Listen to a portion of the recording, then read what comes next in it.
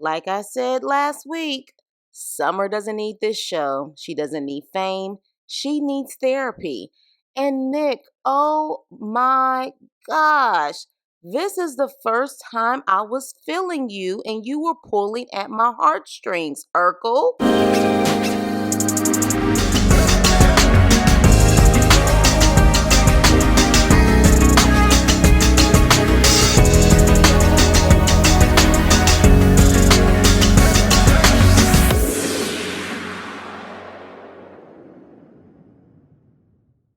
Hey, what's up and hello? This is the Chris Nicole bringing you my views on life, love, and the world of entertainment through my eyes. And this is my review on Summer House, Martha's Vineyard, Season 2, Episode 7, Flamingo on the Bluffs. We start off with Summer, okay? Drunk Summer. And she's telling Noelle, I don't care anymore. They're your anchor now. I can't be your anchor anymore. Girl, what? Huh? And Noelle is really still trying to be there for her. Noelle, you better than me. Because I would have said, look, bitch, you talk to me when you sober. I'm done. And Noelle is saying, look, Summer, you don't seem good. Like, what's going on with you? And instead of her actually pouring her heart out to Noelle, she decides to blame it on Bria and say Bria is the problem. Bria is a problem, but she's not your problem. Then we have Jordan, who was hiding earlier. She decides to actually go into the room to talk to Summer along with Jasmine. And while she's talking to Summer and trying to be there for Summer, Summer randomly says she doesn't feel good, but then turns around and does a whole 360 and changes her personality. And she's like, oh my gosh, Jordan, that wig looks really good on you. And they share a laugh. And while probably in any other situation, I would have laughed at that moment as well, I felt like Summer was deflecting. Like, I think she was really trying to change the subject so she didn't have to talk about her feelings. And I have an issue with someone who's more comfortable in the confessional and also with the producers. They're more comfortable about sharing their feelings versus people that you call your friends and your family. The next morning, Nick is ready for his marathon on the vineyard. And he actually has ran 10 marathons, which is quite impressive. You know, I actually wanted to be a runner, but I have flat feet, so it's a no for me. On his way out, he tells Alex, like, hey, hello, I'm about to leave. Kind of running late for my race. And Alex doesn't say anything to him. Like, he doesn't say good luck. He doesn't say, all right, bro, like, go ahead, do your thing. Nothing. And I thought that was rude. And I clearly wasn't the only one who felt that way because we see later on, Nick did address everyone about having a problem with that, but we'll get to that later. Everyone looks hungover, and Summer in the confessional realizes that she treats people horribly and she wants to do better and treat people better. I just hope she means it. To me, you treat people the way you feel about yourself. Summer definitely is a lost soul. You know, she mentioned her mother. She mentioned not knowing who her father is. And she's not the only one who has that story. We've heard these stories before. People who have parents who are addicts, people who don't know who their parents are. There's a way to get through it, but you can't continue to treat people like crap when you feel like it and use drinking as an excuse. Otherwise, you're not going to have anyone who wants to be around you. Noelle, Preston, and Alex talk the next morning, and Noelle is telling them what happened last night. And Preston and Alex are like, we cannot keep giving excuses for people who are drunk. And I agree. And even Preston says, if you know you're a certain type of drunk, stop yourself before you go there. I also agree. Nick finishes 5th place in the marathon, and he says 5 has been following him around lately. And we find out that his LB, and LB is short for line brother, his name was Biv.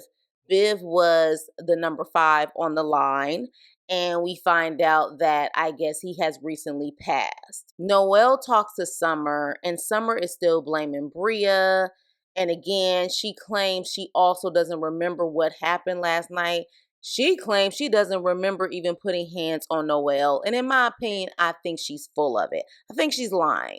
So she tells Noelle she's sorry, and Noelle was like, yeah, I feel like what happened last night was a little deeper. There's something deeper going on. And she says, Summer, a drunk mind speaks a sober heart. Facts. Preach, Noelle. And she says, and I also feel like you just tossed me like I was trash, like I was nothing to you, like I wasn't a friend. So Summer says that she likes to hurt people when she's hurting. And she says it's not right. It has everything to do with her. Meanwhile, while they're talking, Amir's girlfriend, Natalie, her big ass mouth, I guess she's trying to be the bone collector. She's telling Jordan and Preston's man about all the tea of what Summer said the night before. Girl, shut your ass up. Like before you end up getting the heat. Mind your business. Noelle, I think personally she's starting to see that she was more of a friend to Summer than Summer was a friend to her. And I know that hurts her, but hell, at the end of the day, boo, it's better for you to know now than later. Nick comes back from his race trying to get everyone together to help prepare for his event. And the bitch Bria, she decides to say, look, I don't know what you want me to do. No one helped me for my event. I have things to do. But then we see a flashback of not only Nick, but Alex and Shanice helping her with her event. Then she says, I don't need a meeting for you to tell me what you need me to do. So just tell me what you need me to do.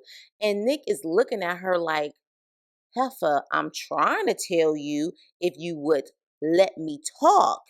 And the way she was carrying Milo, like poor baby, like Milo was, his head was all tilted to the side. She was treating Milo like he was a rag doll. So Nick tells the house while he's giving his chores of what they need to do before the event. He said he didn't feel supported about his race, like a simple good luck or a text message would have been nice. And Preston and some of them agreed, but Noelle is like, do you know what happened the night before? Like, no one is thinking about that. We had so much going on the night before. I understand that, Noelle, but at the same time, like, support is support. And so I kind of understand what he's saying. Sidebar. Preston calling Nick Major Pain was hilarious because when you really look at it, they look alike. Bria, on the other hand, is bitching about how she doesn't clean bathrooms. And she says Nick needs to hire a maid if he wants the house to look nice for his event. I need to know Bria's background, where she grew up, how she grew up, because I know old money blue bloods who don't have this type of entitlement and they're not as bitchy. Another sidebar, are we ever going to see Shanice without a thong up her ass? Asking for a friend. Nick's girlfriend, Tasia, comes in the house, and I feel like she's such a pretty girl. Like, she's naturally pretty. It doesn't seem like she wears a lot of makeup, so kudos to you, Tasia. Jordan confronts Summer about what she said about her mean crew and how they're really not doing that great. And of course, Summer starts crying, saying she's messing up all of her relationships right now. Yes, you are, but you know why? Because truly you can't be a friend to anyone because you don't feel good about yourself, which is why I called you a frenemy. Bria is talking to Jordan and Shanice about the night before, and Summer comes up to Bria asking her if she wants to talk, and Bria says no. We find out that Summer told Bria the night before, that's why your man doesn't F with you.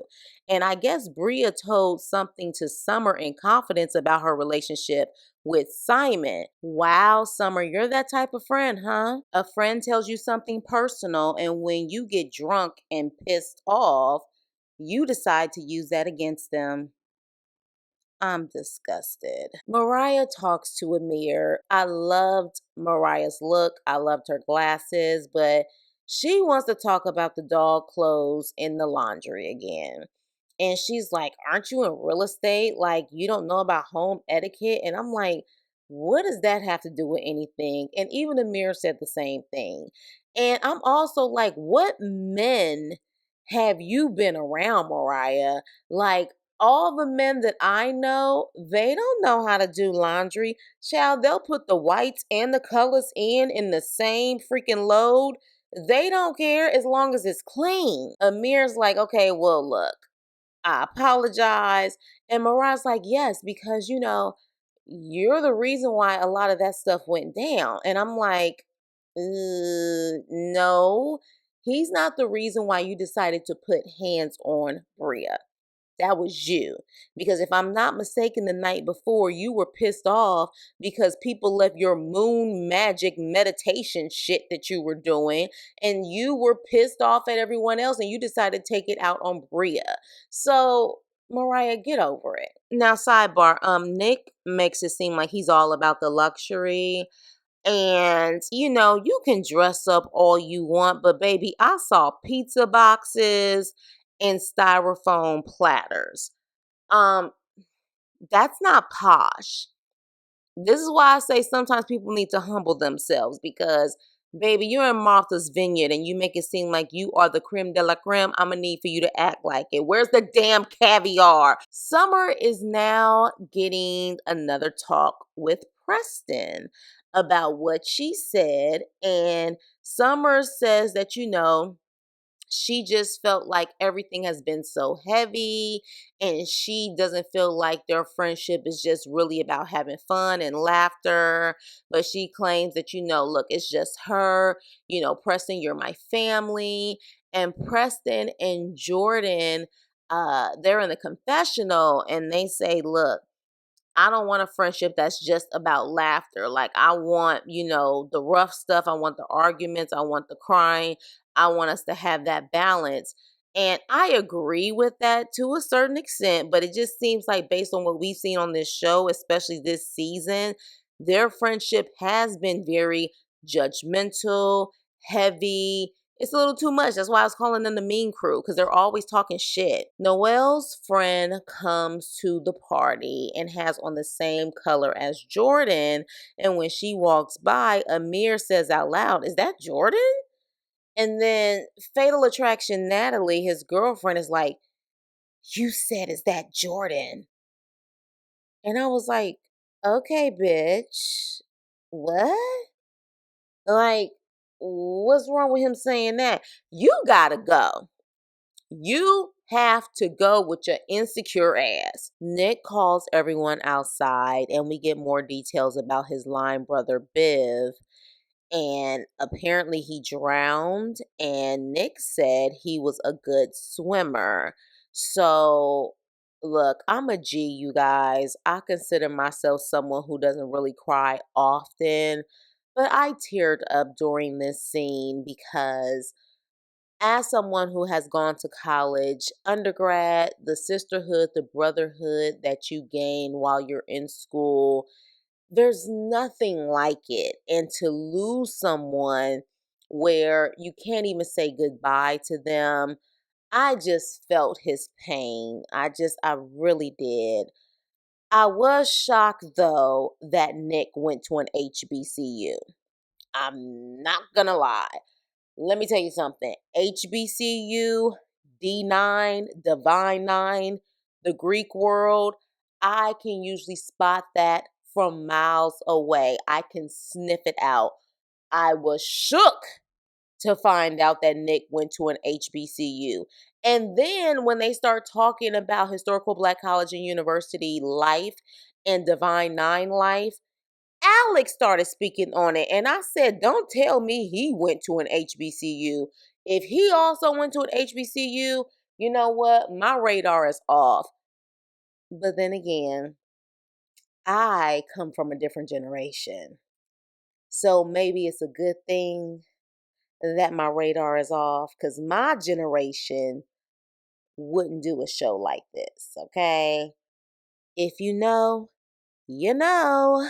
So everyone is having a good time, and Simon comes downstairs drunk as hell in this flamingo costume, I guess. He is pretty much white boy wasted. And they know this about Simon, which I don't know why they're so shocked, especially Bria. She definitely knows this. And of course, Bria starts treating him like a child and treating him like her property. She flips out and he is so shook, I guess, that he farts out all the liquor because next thing you know, half of the freaking party is like, what is that smell? Did Simon fart? Like, it's just sitting in this one area. Natalie, Amir's girlfriend, is being the bone carrier and giving more information on what happened between Bria and Simon. And Bria is in the other room saying that the relationship is over. Bria, whatever. Look, I could never be with a man that I have to treat like a child. I could never be with a man where I have to talk to that man in that way. If that's the case, we don't need to be together. I'm starting to think that Simon kind of gets his rocks off by the way that Bria treats him. Because there's no way in hell, I don't know that many men that would tolerate a Bria. I'm just sorry, I don't. That was the end of the episode. What did you guys think about this episode? Maybe Summer is trying, maybe she really isn't, and she's just saying that because she knows she looks like a complete fool the night before. But with that being said, please like, share, and subscribe, and I will see you on my next video. Toodles.